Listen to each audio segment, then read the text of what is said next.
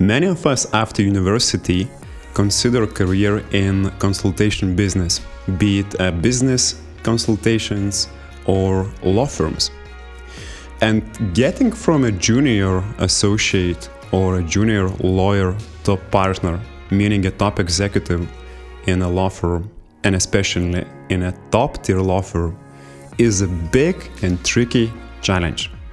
Today we are going to talk about how to make it happen. And before doing that, don't forget to like and subscribe if you haven't done so. So let's begin.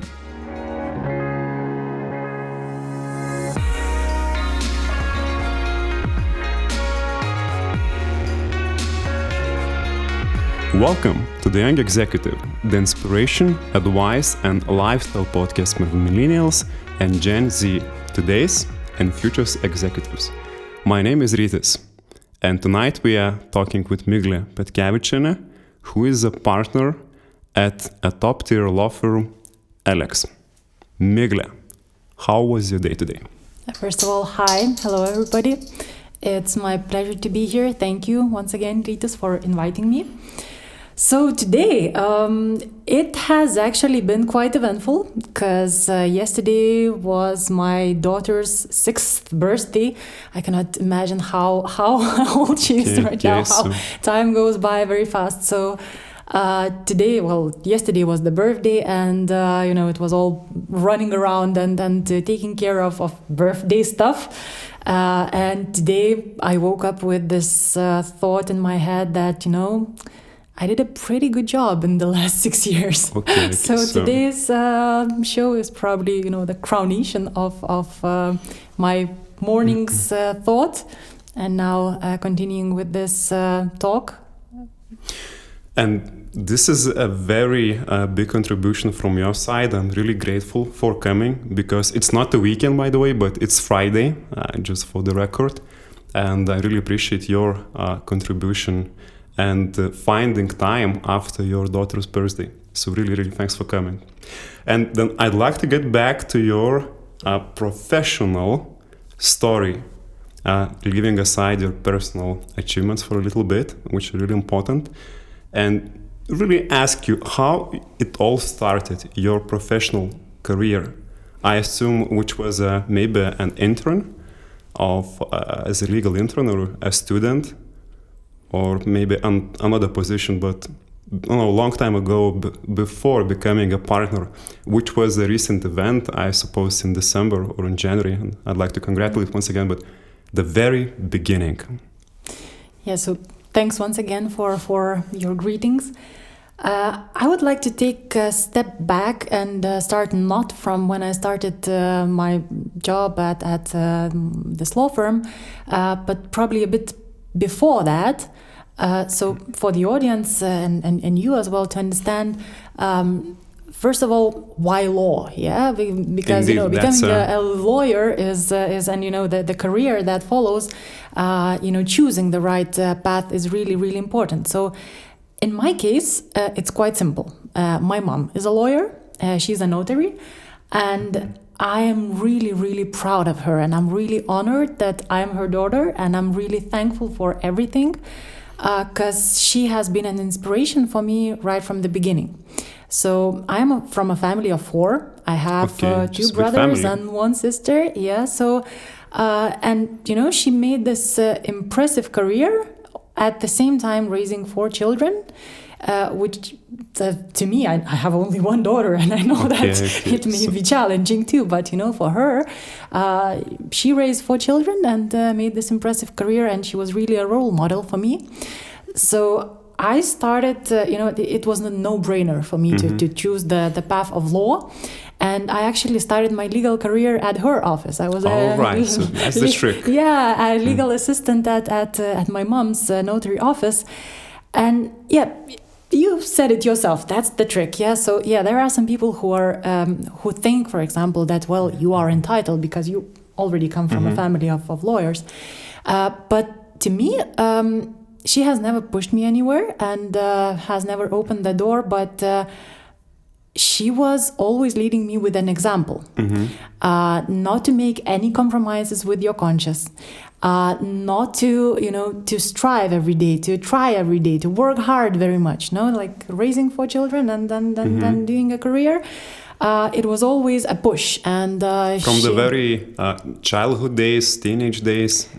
Yeah, that's correct. Yeah, from the childhood days, from teenage days, and I actually spent a lot of time at her office. So, growing up, hearing legal vocabulary around and then hearing legal problems around, I was probably, set for this path, for this beginning.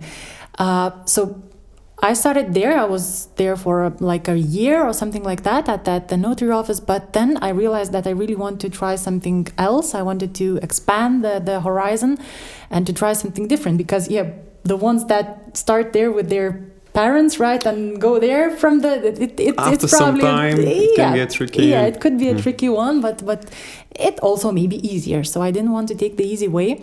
And I applied to this job at then Loyen before Ellex turned into Ellex. It was Loyen. How old were you at the time? I was after my 3rd course at the university, so I was I don't know how old I was. I don't remember, but it was 14 years ago. 14 years ago, and still a student status. Yes, at a student status. So I joined back in 2008. And went up made it to partnership today. So for the ones who are watching, maybe I would try to a little bit to take this technical break from trying and then explaining my path, but how this really works at a law firm, like this big law firm, how the career path really goes, right? It's complicated. I know that for sure. Yeah. It is, but you usually start, if you join the law firm at a later stage, then it's totally a different story. But when you join there as a legal assistant, like a lawyer's assistant, when you are still a student, you usually try and rotate through various practice groups, various practice fields, so that you could try yourself in different positions to see which part of the legal work you like, which you do not like that much, where you are good at and where you're not that good, and definitely to show yourself to the team. And they are choosing you as well, to stay or not to stay within the firm after you graduate from the law school. So I started in dispute resolution. I was there for 1 year. Then I moved to M&A practice for 1 more year. And then when I was all about to graduate, I joined the regulatory team, which is like commercial practice group. And I tried different positions and legal fields there. So when the Ellex or then Loyen students graduate from university, we already know a lot of fields of law. We already know which parts of legal practice are really interesting for us. So we are already there to to practice the work that you really what to expect there, right?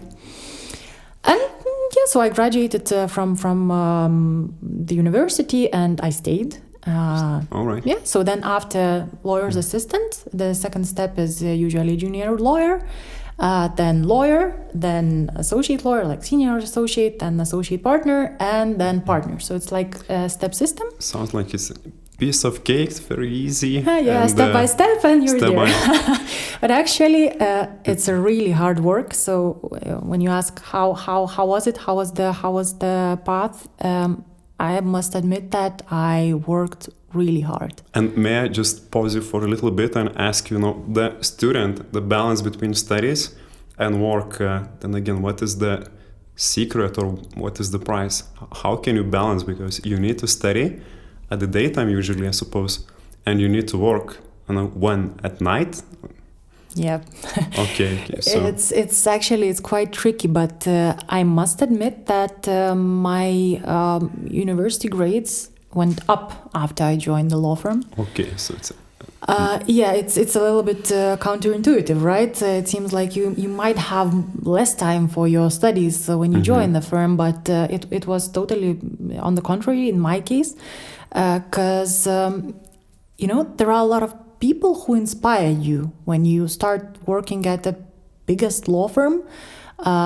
There are a lot of people around who are really motivating you to do better, to work harder, to study even more, and to bring even better results. And I received a lot of support from my team leaders, from everybody around. They really, try to make the life as a student easier, and then they really support it throughout the way.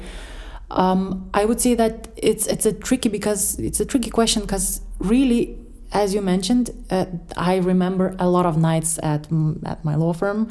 I remember lots of pizzas ordered in the middle of the night, because it's just the way it is. If you have a task that you need to finalize, and then you still have for example, colloquium tomorrow, you still need to do both things. So this means that you skip something, and in most of the cases, you skip night clubbing, skip going out.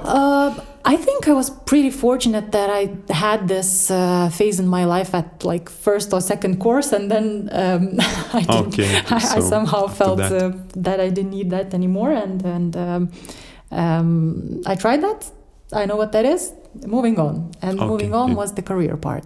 And when you start your careers as a graduate student, someone with diploma, with a recognition, what is different then?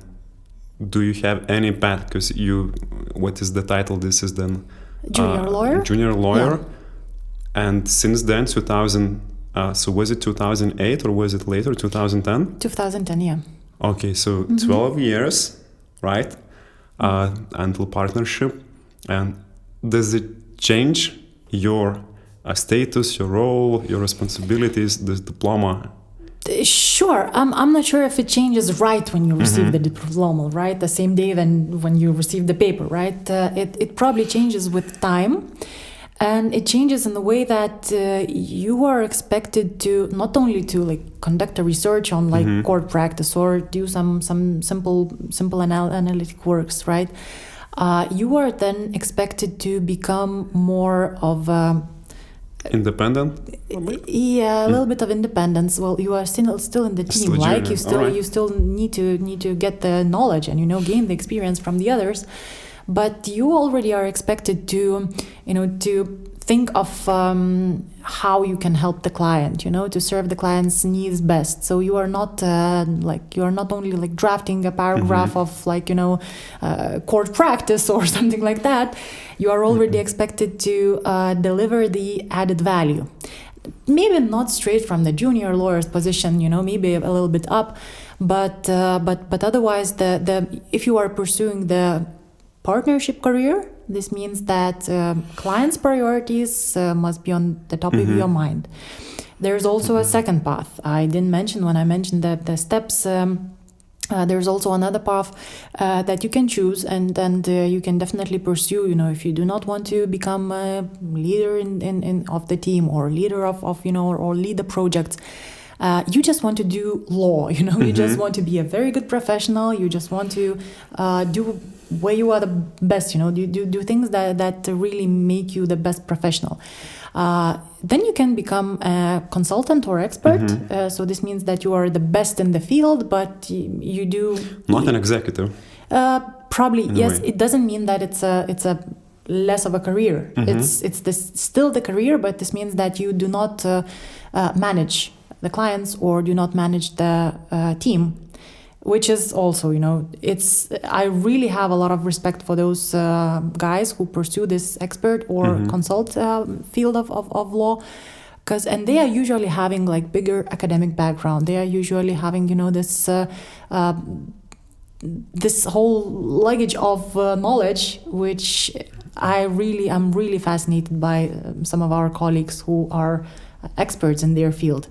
And it's totally fine. I think it's really totally fine not to want to be the one who leads the projects or cases. You just want to do a good job, and that's totally fine. And yet, speaking of managing people, when was the first time you got your own team? Do you remember this moment? Sure, I remember it very, very clearly. It was 7 years ago. I was still quite young. I was at the age of 27, and all around the in the other departments, everybody was around 40 who was leading the teams. So more senior. So I was the most youngest, the most junior at that point of time, and it was, I would say, it was a matter of consequence of various factors. Actually, one of our colleagues who was leading the life sciences practice, she decided that she's quitting the firm and opening her own law boutique.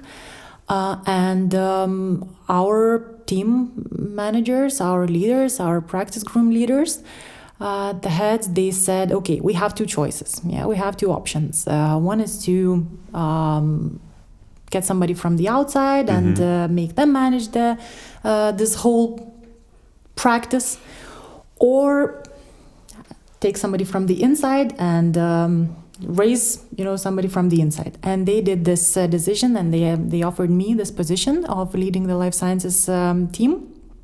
I have to mention that once again, I was too young for that, or at least very young, but and the members of the team were older than me and maybe had more experience than me, but our heads saw something and said, well, would you like to take this challenge? And sure, I accepted it. How can I not accept it? It's a very good opportunity to show what I'm capable of. And that was the case when I really enjoyed, and I felt that I can really do it. And now, the plot twist is that the lady who quit to make her own law firm, the law boutique, has now come back to our law firm with a team of wonderful, inspiring young women. And she's back again, and now all the life sciences field that has been on my shoulders for some time is already back again, and I'm really proud for that, and I'm very happy about it, because in the meantime, when I was managing this life sciences department, one more thing happened, which was GDPR. Everybody hears it and perceives it as a curse word. It's personal data protection law, which is very strict. Yes. And very important. Yeah, so on the way, I had to, this was, 2 years after I got this managing role, this general data protection regulation came into force, and somebody had to take the lead on who's going to take care of this part, of managing this part. And the guys, the heads of our law firm said once again, oh, she can do it because she did it. and when, it's a natural thing, I got this department of life sciences and data protection in one piece, but I really enjoyed this data protection part much, much more, because it was from, my inner that baby was coming. Yeah, it was not like not something like life sciences that was given to me and just do this, but it was something that I developed myself. And now when I see it from retrospectively, I am really happy that this life sciences came to my hands and that it went away right now. And I'm really confident that Ruta, who came back to our law firm, is doing a wonderful job, and now I can do things that are really, really close to my heart. And this goes back to the very interesting book, which I heartily recommend to read or to take a look into to the audience, The CEO Next Door. And mentioning that one of the way to skyrocket your career as a young executive into the C-level position or CEO position is taking on a responsibility which occurred, maybe something that you don't feel qualified, but there is no one else to take care of it because of crisis, because of some changes, because of some circumstances. And I see that that was the case in your story, and you did take on those responsibilities bravely, even though I suppose there was some nervousness maybe in the whole story. So this is a clear example that these cases, they are really present in our career lives. And the question is, are you willing to be brave and to make that step? And maybe not even, taking the step that are there, on that just happen to occur around you. You are also capable of creating it yourselves. And maybe this was a opportunity of a lifetime of this life sciences field, but then this data protection came, which was my personal interest, and I really wanted to pursue it. And then on the way there was like this initiative of ours. It's like Ellex Digital, which is like IT services dedicated for business. And then now the last baby of mine, in this legal field is the ESG matters, all the sustainability related matters. ESG is like environmental, social, and governance related legal things. So it's not like somebody goes around with the tickets and issues one. Oh, this is for you, like this is ESG for you. This is like life sciences for you, and then you just have to be there to create it yourself. And I'm probably the one that wants to see what's coming and to create the opportunities for yourself and for your colleagues, definitely, because this is something that you create the working space for the others.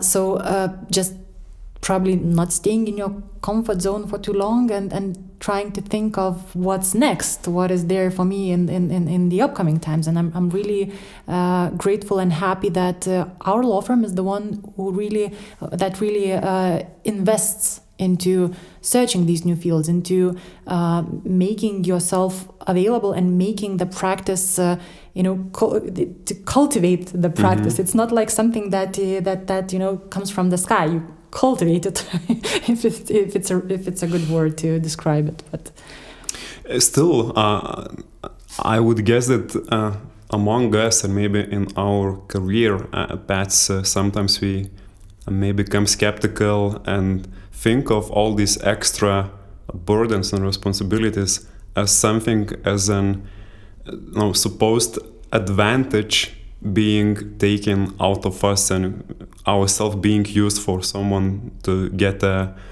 hefty check at the end of the day, and so on and so on. So how do you see this possible to balance? Because yes, of course, at some point you can get burned, you can go down in energy because of trying to do your best and then maybe not succeeding. So is there any way how to stay resilient and then succeed with all these extra responsibilities? For me, it was probably not that, this, as you mentioned, like heavy checks, right? To me, it was not like trying to make some like business or doing something, but I was really going there where I saw the possibility and what was really interesting for me, for myself. So I'm not sure if it's a good advice, but probably you just have to think of something that interests yourself, and then the next step is to think of what happens afterwards, if it's going to be a paycheck or not. Maybe somebody may see it as a using of a person, right, to build something. I have never seen it like that, because I never felt like that, first of all, and nobody forced me to do any of those things, right? They did not like push me to any of these fields. But it was more, I was really, really happy that not like I'm bringing business to somebody, but I'm receiving the knowledge and the network for myself. I'm receiving having this trust. Somebody's investing in me, right? It's not like you do not see it as I do not see it as a final paycheck for somebody. I see it as an investment to myself. Because I'm I can do things that are interesting to me, and at the same time try to create something, create some added value for the ones who believe in me. Great. And in your journey, have you, and this is then moment of honest openness, I would say, have you ever considered other career options, maybe leaving a firm, maybe taking another offer, maybe establishing your own law firm, which is also an option, right? I would lie if I said that, well, this is the only workplace I have ever dreamt of working really at. Appreciate that. And I'm really being honest here. And I don't know if you noticed, but maybe the audience will really notice that I said a couple of times my law firm. And it's actually really, in my conscience, but it's not, I'm really not trying to take anything away from anybody of you, my dear partners. It's really the fact that I really feel at home. I sometimes, when it's I don't know, like dinner time, and I'm talking to somebody and I'm saying, oh, okay, now it's time for me to go home, and this means that, okay, I'm going back to my office. But apart from that, I really feel very good there. I really feel motivated there. I really have a lot of inspiring people around me there. That's the top one priority for me for being where I am at. And sure, there have been some periods in my life when I thought, okay, it's like 10 plus years at the same workplace. Maybe it's time to try something else, or maybe it's time to move somewhere, or I don't know what's there outside in the other world. I live in some kind of bubble where all people are highly intelligent, where everybody is motivated, where the clients are really, they're one type clients. They're really the global businesses that are. So sometimes I feel like okay, I didn't see enough, right? I didn't see enough of the outside world, I would say. But as I had some instances when I really thought of that really deeply. But then again, okay, shall I go into really personal details? It's probably the last spring that I went on like long vacations with my daughter for more than 3 weeks. And I raised the question to myself at that point of time: Am I really doing it right for staying in the same workplace for such a long period of time? Maybe there's something else that I don't know and I didn't experience. But I really came back with a clear answer, as clear as a day, and really couldn't be clearer, that I'm just too happy at this workplace. When I walk, for example, in the morning, when I walk at 8 a.m. in this Gediminas Avenue, everybody who is from Vilnius probably know what I'm talking about. It's calm, it's the light is shining, and I'm going to my office, and I'm thinking, I couldn't be anywhere else that would make me that full. I would say. Can't find the right word, but probably full of experience, full of motivation, so really driving me further, and being in the flow, like everything is smooth and sure, there are some cases when that the flow goes a bit low, but I cannot expect that it just goes as smoothly as you said, lawyer, junior lawyer, etc., like step by step, right? So there are some difficult times. What kind of manager you are in a team when it comes to delegating responsibilities, coordinating projects, and I suppose inspiring and empowering people? I would like to ask them, but all right. It's probably a good it's a good point answer. of time to ask this question, because this is actually the period when the yearly dialogues with the employees are taking place, the appraisals, the evaluations, right? So we have these discussions of just how are you doing, and how would you like me to pursue further? Would you like me to change some practices, or do you have any feedback for me as a leader? So I usually get the feedback that they're really feeling that I'm taking care of them. Okay. It's probably the type of a leader that I'm never pushing anything or anybody. I'm trying for everybody to see where they fit within the team, and as I mentioned in the beginning, you do not have to want to be the same, like the same leader. You do not want to have to feel pressured into something. I just want to feel the person, and the one that is like joining the team, I just want to see where it fits, what it can do best with its knowledge, with the skills and the skill set they have, and to somehow put it in the place where the puzzle works best. So I'm just really trying to take care of my team so that they're not so that they have the same motivation that I have, and I'm trying to lead with the example. I'm trying to inspire them to learn something new every day, and just trying to feel them. We spend a lot of time together actually, and really I feel that my team is like I would put a equal symbol there, that it's like a family. Okay, that's great. Actually, I recall one story which I had myself, as we back in 2019, I think we had this field trip to Silicon Valley, and we went in the same delegation visiting some big name companies.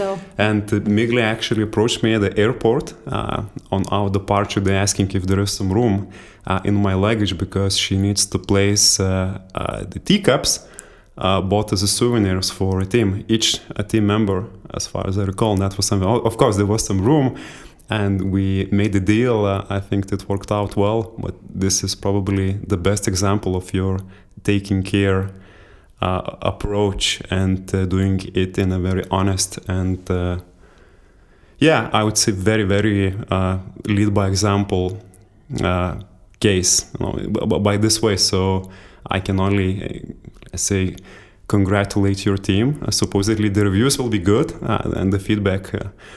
Yet getting back to these hardships, because maybe that's going to be the last time I'm going to ask about work. But still, suppose there is a urgent assignment, and these things happen from time to time, or sometimes all the time, in a law firm business on Friday afternoon, and this assignment requires logging in maybe 20 or something hours, and during the weekend, and you need to delegate. Either you have to do it yourself. How do you motivate people then to do these tasks, or it's just really about something secret? I would have to say here that I'm really a personable person. Really, I'm trying to get the idea of what the people are dealing with. For example, I would never put this task or this assignment on anybody who have, for example, their, I don't know, mom's birthday or some kind of, I don't know, family or health issues that they need to take care of during that weekend. So the fact that we are really trying to be as a family, it comes with the benefit of knowing where that specific person is at this point of time in his personal life. I'm never going into like personal details that somebody doesn't want to share or something like that. It's not for knowing everybody, and their weaknesses and sweet spots or something like that. It's more for understanding and then realizing what workload the person may have at this point of time, and this question that you are asking is really a very practical one. And there are some really cases when we have this deadline. For example, we have some deadlines, for example, on Sunday afternoon, right? There are some instances, and then you cannot help it anyhow, because we work with global firms. This means that, for example, our business never stops. Business never stops. Sometimes, when we have the Sunday afternoon, somebody has the morning in Monday. So this means that we have to deliver it Monday morning at some jurisdiction. I usually, definitely, I would do it myself, and I'm really happy not to put any burden on anybody else. But we have this agreement in the team that we are a team, and if I need support in the weekend, I am really sad and regretting that. But I really have made some calls like Friday 11 p.m. To my team members in my practice. There have been some instances like that. And probably the most important thing here is to not to take it for granted. I really appreciate for the ones that pick up the phone, and I'm really grateful for the ones that are there to support me as a leader, being there as a team member. And I really appreciate it, and I never leave it as is, okay, well, this is, what you did. Oh, okay, thanks, that's it. It really doesn't go unrecognized. And I have said many times to my team, for example, and when it was the same curse word GDPR, this General Data Protection came into force, we had nights of preparations, because everybody, it has been around for 2 years, but just before the clock tick, everybody went there doing, well, okay, we need to prepare, now do something. And we need to help clients. We need to be there because they need our support. They are really in the situation that we need to help them. And you cannot put yourself anywhere else. You need to support them. And I'm really appreciate my team support during that time, because there were some even instances like 2 a.m. we're like a team of like 5 or 4 lawyers sitting at the office, still drafting something, and my door is always open. They see that my light is on, and they're like coming in at 2 a.m. and asking, well, you are still here, maybe you need some help. They're asking me if I need some help, but they are still working themselves. So this team spirit that we have in our team is really something unparalleled, and I cannot say thanks enough for them for being there. So kudos to your team if they watch us today. And I recall a movie, for some reason something resonated in my head, a movie which is called The Devil's Advocate. Maybe we've seen that movie. Probably I did. With Keanu Reeves, and at some point the main character, who is a lawyer, is approached by, now we know, the devil, to sign for this incredible assignment. And this devil character asks the lawyer, all right, you say you're really good, and maybe you are, but can you really deliver under stress? Because this is the real outcome, the real character. So can you really deliver under stress? And I would guess, if you are a partner, you can, or you do. It depends on the stress, probably, and on the level of stress, on the details, but sure, this is something that we have to have in our blood, because especially, maybe I'm going into too many details about this data protection, but there is, for example, this regulation that you need to deliver the data breach notification in 72 hours when the data breach occurs. And there have been some breaches at our clients' firms and companies that we really sat like for 48 hours or like for 60 hours, just closed in the room, trying to manage the situation, trying to somehow get it back on track, right? To prepare notifications for the data subjects, prepare notification for the authority. And it's a really highly stressful environment. But some different gear turns on in your head, in my head, that we need to make it happen. We have a deadline. We need to make it happen, irrespective of what. And then, of course, in these 48 hours or 60 hours, you do not sleep. You eat not much, and then all these things happen. It's normal, but then afterwards, as I mentioned, it's also the same with like managing the team in the weekends, etc. It's also the same with this stress level. It's not the fact what you do in the stress and in the circumstances of the stress, right? But how you manage to restore afterwards, and if you manage to somehow reward yourself after what you've done.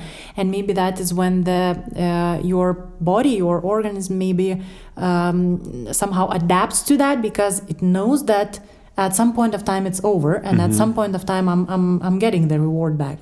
And maybe this is how my brain works, or maybe it's like normal psychology of the people. When you are in this position, body remembers what happened then.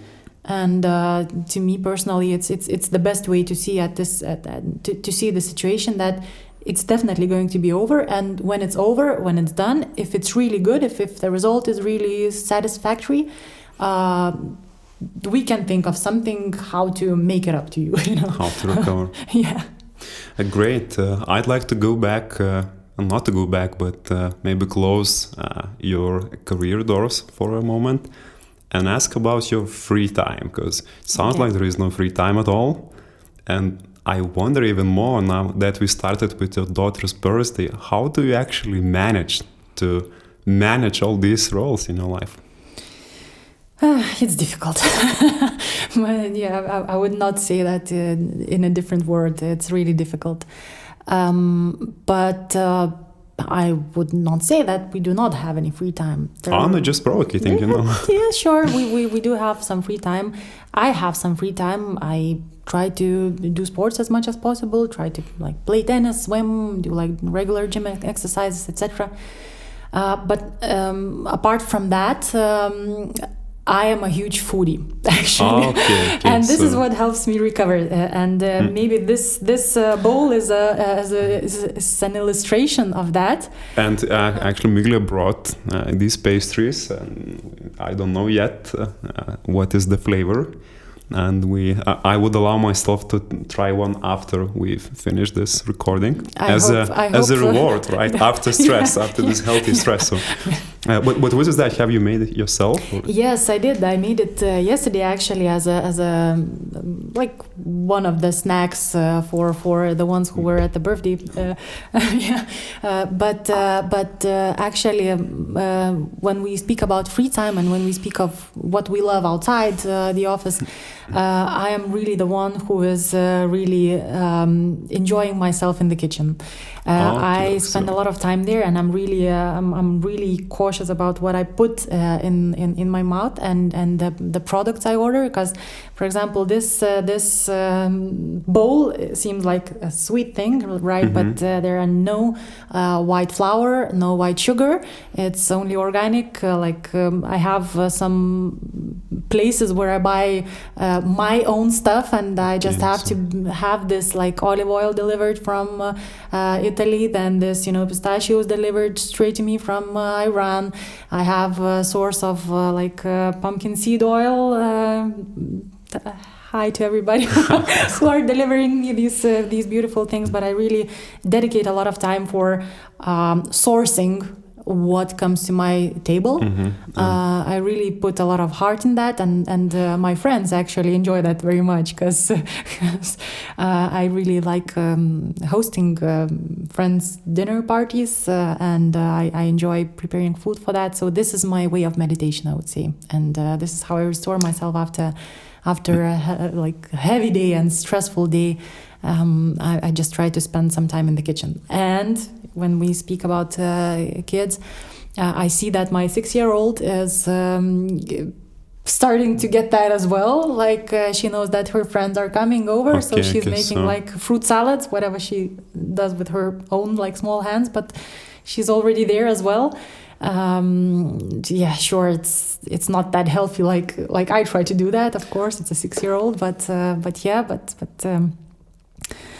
it's you just have to, and you just try to. I just try to combine everything, mm-hmm. So that it makes more added value to myself and to my family. So, for example, this tennis that I mentioned, mm-hmm. right? So I usually go there at 7 a.m. And the way of me spending time with my family and my daughter and combining sports is I take her together with me. She is running around in the tennis court from when she was 3 years old. Okay, she even has her own tennis racket, and she's not doing her own exercise as a tennis player, but she's always there around. That's very healthy trick. I would say, even though it means getting up quite early, right? And well, good. I want to ask you, otherwise I might forget. You're very active in public, and you did some impressive appearances at public conferences, at TED Talk last year, I suppose, or was it in spring? And I see your name among other speakers and some upcoming conferences. So is it something part of your nature, going on stage, interacting, socializing, or this is one of your secret skills? That how come? I would have to admit that it's a bit out of my comfort zone. Okay, so at least there is one out of comfort zone. No. The first time. A lot of things are out of comfort zone, but you just have to. Well, I think that it's part of how I want to be perceived as a professional, and I would have to say that it's definitely out of my comfort zone. Even today's podcast is a bit of out of my comfort zone because I usually am the one who's asking the questions, not responding to them. But it's I don't know. Shall I say that it's in my nature? Probably not. It's also a part of hard work and growing. And right? Growing, yeah. You just at this point of time of your career, you just have to push yourself to do these things because you just have to stay relevant, and this is the way of me staying relevant. And preparing for TED Talk is something where you have to research a lot. There are a lot of public speaking consultations. There are a lot of trainings, and they have this whole mechanism of you getting prepared for that stage. So if you watched it, a lot of people who were watching it, they said, okay, so you read it. There was not a piece of paper around, not like a single. And and when I see it in the screen, I know that there was this one time when I was already at the end of what I remember, and then it just kicked off because it was such a long period of preparations. And it's also a part of hard work. So maybe the last lesson that I'm here to tell is that nothing comes without hard work. And nothing comes without a price to be paid. Yes, sure. Migle, if you were reborn again, or maybe awaken in the Matrix, sometimes I ask this question, or taking the red pill, and you can find yourself in another person, another role in life, would you do anything? Would you choose a different role? That's a very good question. And maybe cooking sounds like it could be your personal show. It's not too late. It's never too late. It's never too late. Never too late. Yeah, maybe one day you'll see me, cooking biscottis at some kazuka fair. I don't know. You did with the perfume. By the way, I'm wearing them today. Thanks for supporting that. Sure.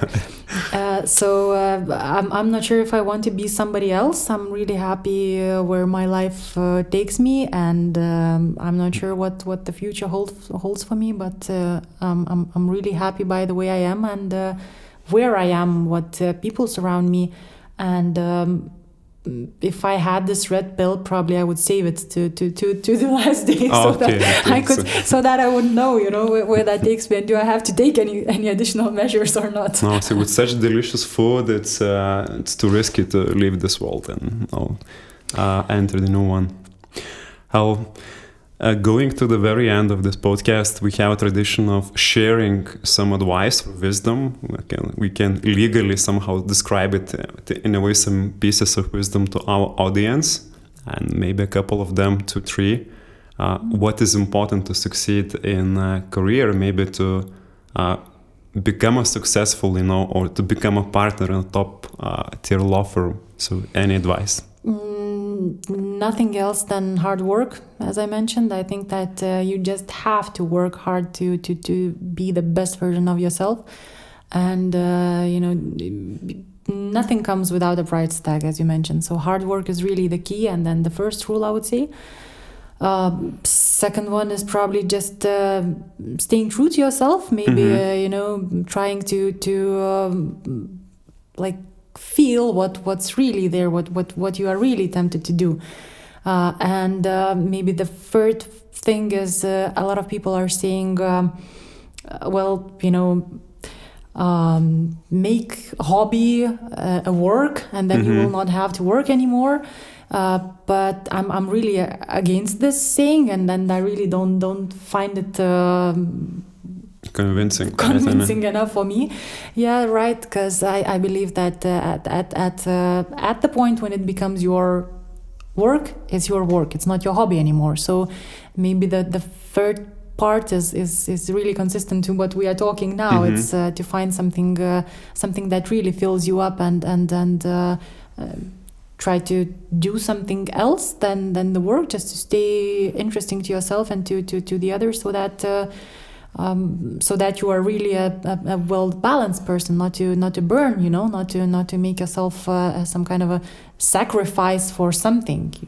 So maybe that's the key. But I did not prepare for this question, so I might go out and find some three more.